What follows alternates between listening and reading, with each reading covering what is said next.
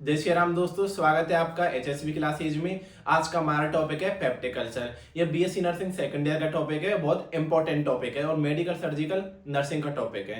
तो हम peptic culture को डिटेल में जानेंगे। तो सबसे पहले हम देखते हैं डेफिनेशन, मतलब पेप्टिक कल्चर होता क्या है।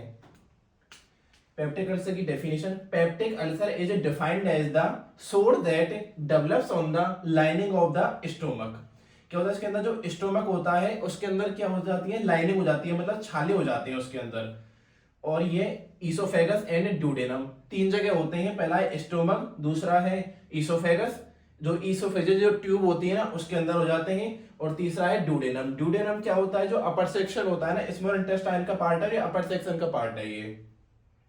तो इन तीनों जगह क्या हो जाते हैं, जैसे लाइनिंग वगैरह हो जाती है, छाले हो जाते हैं, तो उसको बोलते हैं हम पेप्टिक अल्सर।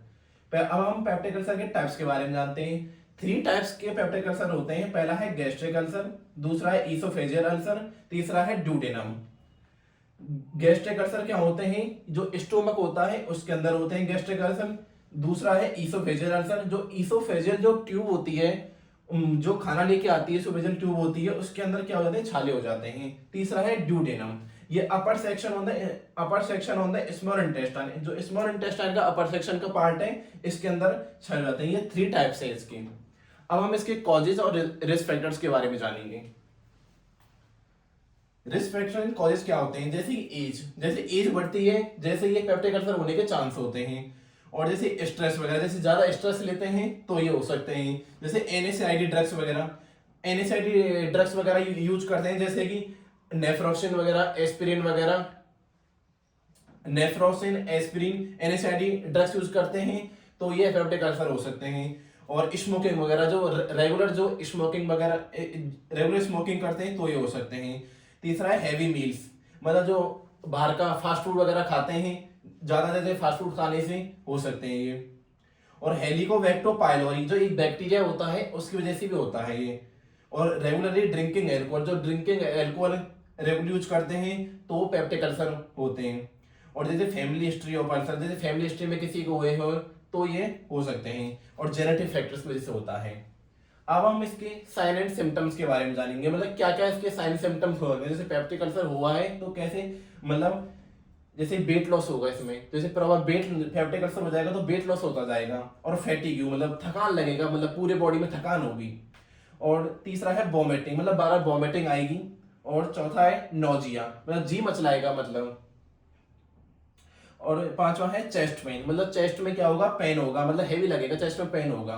और एनोरेक्सिया, मतलब भूख नहीं लगना, मतलब भूख बहुत कम लगेगी, खाने का कुछ मन नहीं करेगा खाने का। और ब्लोटिंग हो जाएगी, मतलब सूजन वगैरह आ जाएगी, ब्लोटिंग।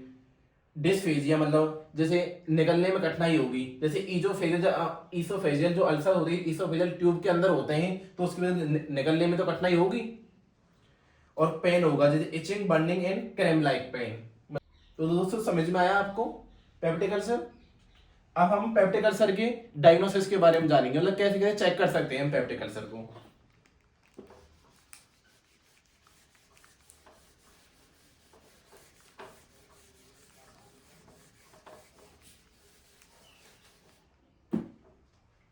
पेप्टिक अल्सर की डायग्नोसिस,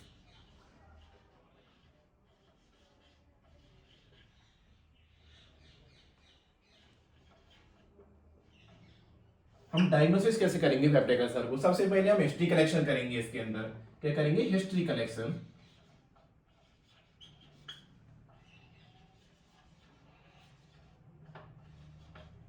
दूसरा क्या करेंगे, इसके अंदर पहले करेंगे हिस्ट्री कलेक्शन, फिर physical examination. Physical examination,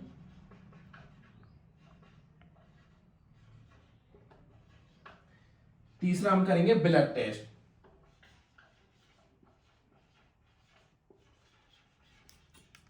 complete blood count, CBC करेंगे इसके अंदर, ब्लड टेस्ट के अंदर करेंगे सीबीसी, कंप्लीट ब्लड काउंट। और क्या करेंगे हम, सीटी स्कैन करेंगे, सीटी स्कैन करेंगे और लैब टेस्ट करेंगे इसके अंदर।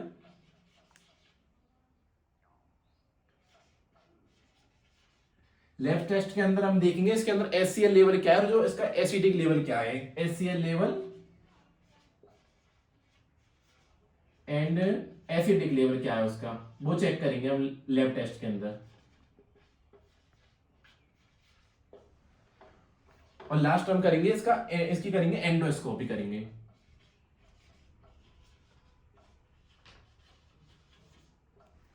डायग्नोसिस क्या होता है, देखो हिस्ट्री कलेक्शन, फिजिकल एग्जामिनेशन और ब्लड टेस्ट करेंगे, सीबीसी कंप्लीट ब्लड काउंट करेंगे, सीटी स्कैन करेंगे, लैब टेस्ट करेंगे। लैब में क्या करेंगे, टेस्ट करेंगे, जैसे एचसीएल लेवल क्या है उसका, एसिडिक लेवल क्या है वो चेक करेंगे, और क्या करेंगे, एंडोस्कोपी करेंगे।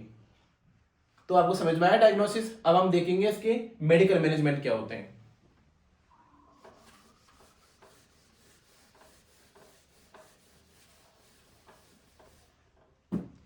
अब हम देखेंगे इसका मेडिकल मैनेजमेंट।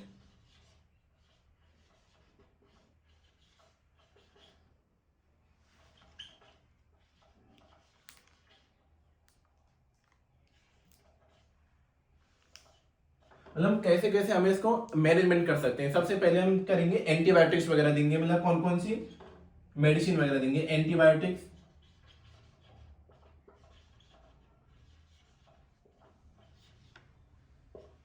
दूसरा है प्रोटॉन पंप इनहिबिटर्स,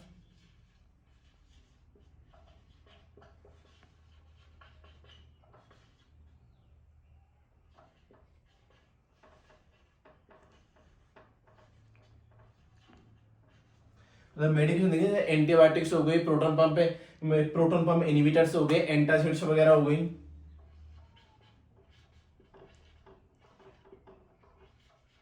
ये इसकी मेडिकेशन देंगे तीन।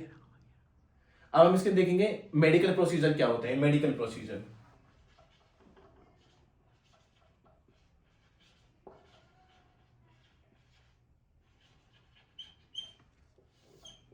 मतलब इसका हम मेडिकल प्रोसीजर कैसे कैसे करेंगे, थेराप्यूटिक एंडोस्कोपी करेंगे। इसके अंदर मेडिकल प्रोसीजर के अंदर करेंगे हम थेराप्यूटिक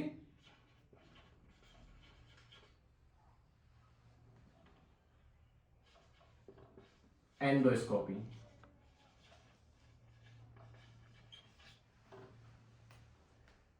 मेडिकल मैनेजमेंट से antibiotic, proton pump inhibitors, antacids, और मेडिकल प्रोसीजर के अंदर थेराप्यूटिक एंडोस्कोपी देंगे। और इसके अंदर हम डाइट बताएंगे, मतलब कैसी डाइट लेनी है, डाइट थेरेपी।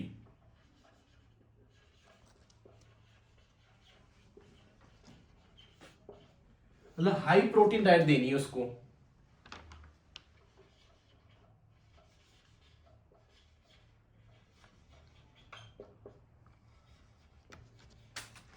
जितना हो सके उसको हाई प्रोटीन डाइट खिलानी है हमको। ये उसका इसका हो गया मेडिकल मैनेजमेंट। अब हम इसके सर्जिकल मैनेजमेंट के बारे में जानेंगे।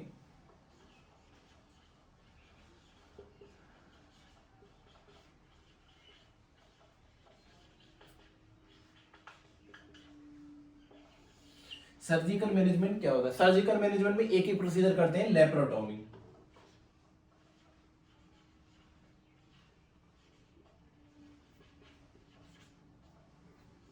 लेप्रोटोमी एक सर्जिकल ही प्रोसीजर है। इसके अंदर क्या करते हैं, जो एब्डोमेन की जो कैविटी होती है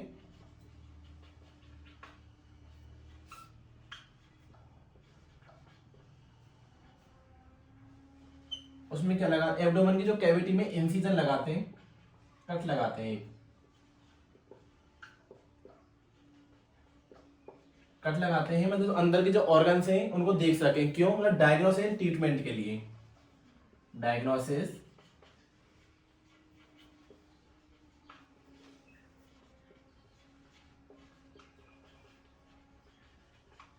ट्रीटमेंट ऑफ पेप्टिक अल्सर।